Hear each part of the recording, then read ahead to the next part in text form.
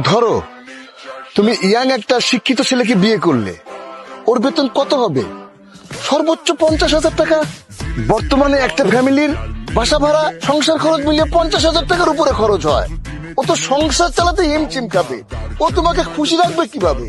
ও তোমাকে আইফোন কিনে দেওয়া তো পরে, বছরে একবার কক্সবাজার নিয়ে যাওয়ার সামর্থ্যই তো ওর হবে না। আর এর উপরে তুমি যদি একটা বাচ্চা নিয়ে নাও, তোমার জীবন তো ওখানেই শেষ। সন্তানের ভবিষ্যৎ গড়তে গড়তেই তো তুমি বুড়ি হয়ে যাবে। এটা কোনো জীবন?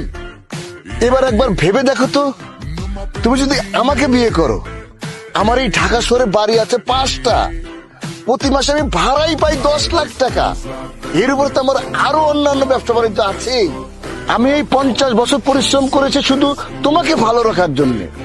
কি চাও তুমি? মাসে মাসে শপিং, লেটেস্ট মডেলের গাড়ি, নিউ মডেল আইফোন, মাসে মাসে ওয়ার্ল্ড ট্যুর। কোন দেশে যেতে চাও তুমি? জাপান, সিঙ্গাপুর, হংকং, কোথায় যেতে চাও তুমি? তোমাকে আমি সব জায়গায় নিয়ে যাব।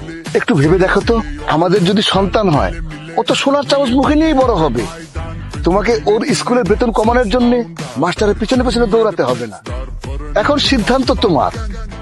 30 বছরের একটা গ্রাজুয়েট ছেলেকে বিয়ে করে জোড়া তালি দিয়ে সংসার চালাবে, নাকি আমাকে বিয়ে করে সারা জীবন পায়ের উপর পা তুলে খাবে?